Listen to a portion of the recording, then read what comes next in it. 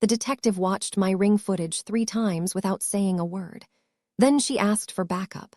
"What's wrong?" I asked. She turned her phone toward me. "This man died 11 months ago." I laughed. She didn't. "How long has he been standing there?" she asked. I checked the timestamp. 41 minutes, still standing, still not moving. "Who else has a key to your house?" "No one," I said. She didn't look up from the screen. "Then why is your front door unlocked in this footage, and his isn't?" "My name is Daniel. 34, 6 weeks into a house I bought entirely by myself, 4 months out of a divorce that ended quietly rather than badly. The kind where you just stop choosing each other, one ordinary year at a time." I still have a box of her books by the front door. This weekend, I keep telling myself, it's been 3 weekends. I put a Ring camera up the day I moved in, the same reflexive habit everyone has now. For a month, it caught exactly what you'd expect: delivery drivers, a cat that had adopted my porch, my own key fumbling at the lock too many nights in a row. The house directly across the street belongs to a man named Grant. Keeps his blinds drawn most hours of the day, which I noticed only because I was the new guy on the block, paying more attention than I needed to. The one time I waved at him, unpacking boxes from my car, he let the curtain fall shut instead of waving back. I didn't think much of it. Some people just aren't porch wavers. A few days later, I noticed him out scrubbing his own porch boards in the rain, at 9 at night. No jacket, not stopping until well after dark. I remember thinking it was a strange thing to be so committed to, and then forgetting about it completely. The way you do with a neighbor's odd habit that isn't actually your business. Then, on a Tuesday, 3:14 in the morning, my phone buzzed with a motion alert. A man was standing at the edge of my porch light, not moving, not knocking, just standing there facing the door. 2 full minutes, then he turned and walked out of frame without ever once stepping forward. I went out the next morning half expecting footprints, tire marks, anything ordinary. There was nothing, not even a print in the dew on the grass. I mentioned it to Detective Reyes that evening. She lives 2 houses down, off duty most days, the kind of neighbor who actually means it when she waves. She walked the porch herself with a flashlight. "No forced entry, no prints, no vehicle on the street cam," she said. "Probably someone lost or drunk or at the wrong address." She didn't sound fully convinced of her own explanation, and I noticed that even then. The second night it happened again. Same time, same spot, the same stillness like a photograph that had learned to breathe. I printed a still frame before I did anything else this time. Some instinct telling me I'd want proof, not just my memory of it. It wasn't until much later, rewatching the clip frame by frame instead of just playing it through, that I noticed something in the background I'd missed twice already. In a single frame, barely a 40th of a second, Grant's curtain across the street wasn't fully closed. A shape was standing at the gap, facing my porch. Gone by the very next frame. The next morning, I caught Grant on his own porch for the first time in weeks, staring at my house rather than his phone. He went back inside the second he noticed me looking. I showed the still frame to Mrs. Ockhafer next door instead, hoping she'd recognize a neighbor I simply hadn't met. She went very still. Her coffee mug slipped out of her hand and shattered on the patio stones. She didn't seem to notice. "That's Michael," she said quietly, like the name cost her something. "He died last year." She turned and went back inside without answering anything else. I pulled the obituary myself before I even called Reyes. 14 months old, a death certificate, 3 funeral photos. Same face. Same small scar above the left eyebrow, identical in both. It wasn't a resemblance, it was a match. Reyes went quiet in a different way than the first night, the specific quiet of someone recalibrating how seriously to take something they'd been humoring. "Show me the footage again," she said. I was the one who noticed it first, actually, going through the clips a third time. Both sightings landed on 3:14 a.m. exactly to the minute. I showed Reyes before she even asked. She pulled every other camera on the block for both nights anyway. A neighbor's doorbell, the corner traffic camera, a delivery driver's dashcam log. Nothing. Only mine had caught anything either time. "That's the part that actually bothers me," she said. "A ghost doesn't need to be camera shy. Equipment doing the same thing at the same minute twice, that's not a haunting. That's a pattern. Patterns mean somebody set something up." She'd also canvassed the block that morning. Grant barely opened his door, said he hadn't noticed anything, shut it before she'd finished her second question. I went back to Mrs. Aucaffer that afternoon, mostly to apologize for how the morning had gone. "Why didn't you tell the police back when he actually died?" I asked her.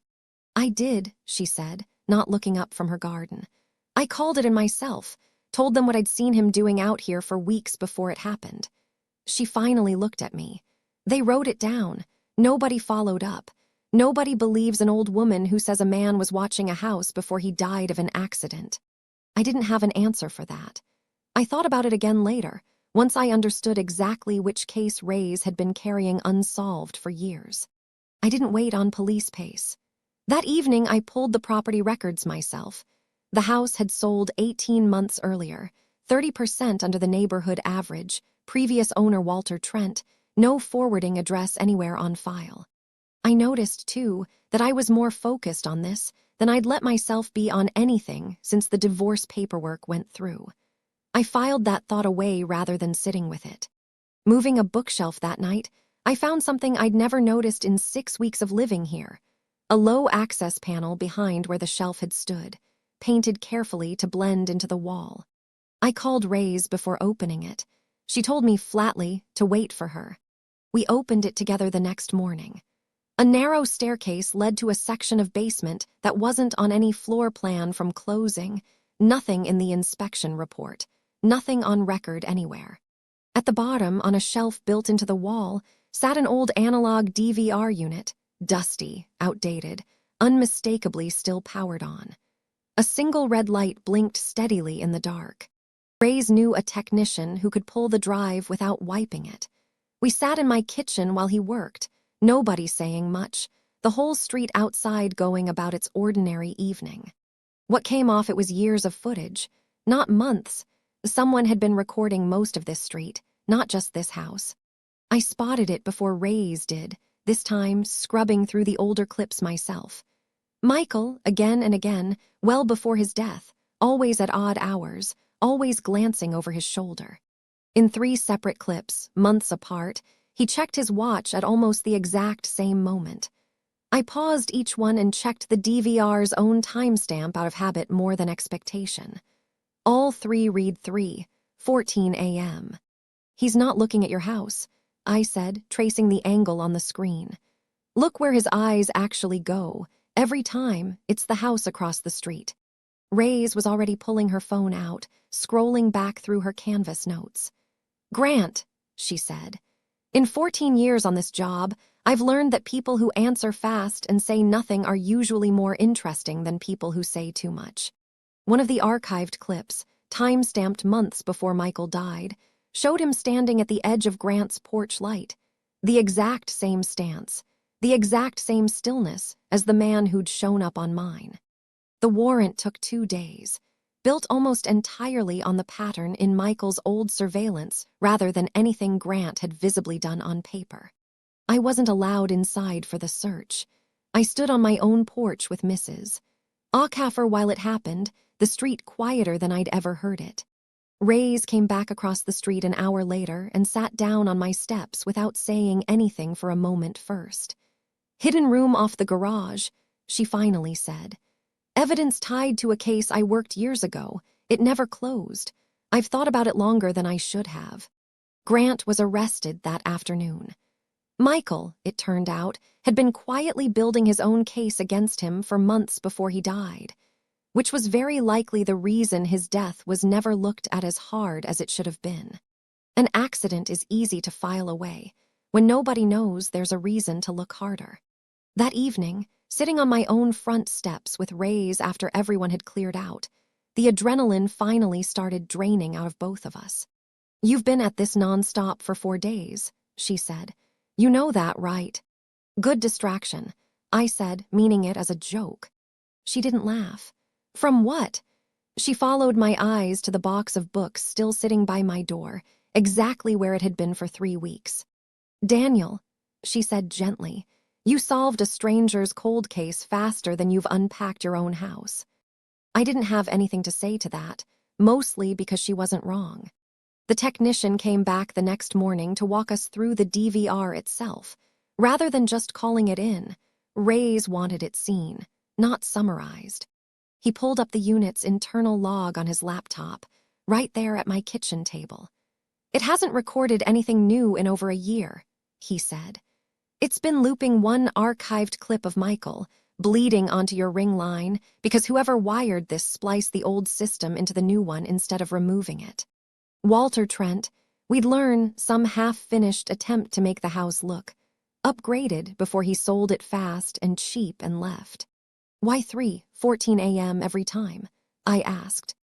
"Power-saving cycle," the technician said.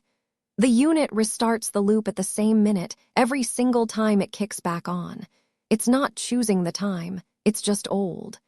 I thought about the unlocked door in that very first clip, the detail that started all of this. "That door," I said slowly. "It wasn't a threat.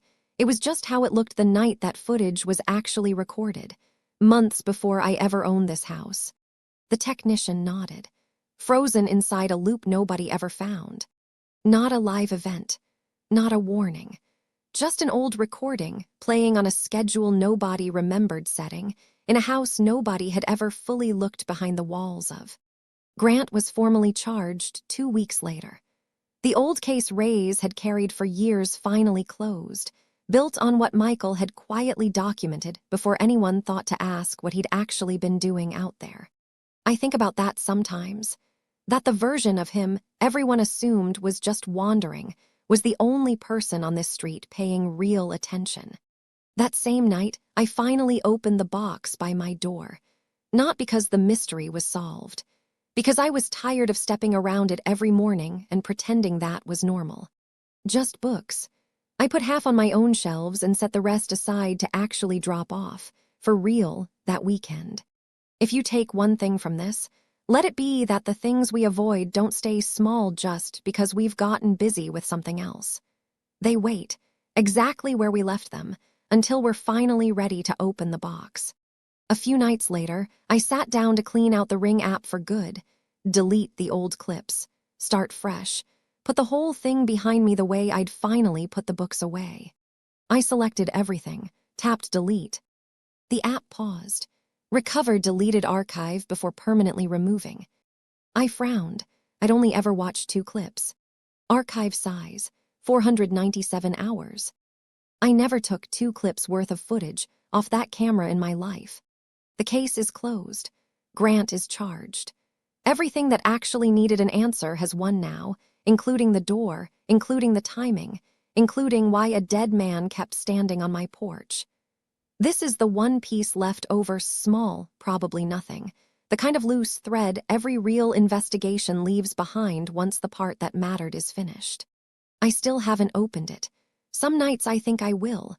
Thanks for watching, and if you want to know what's actually on those other 495 hours whenever I finally do, let me know. That's its own story.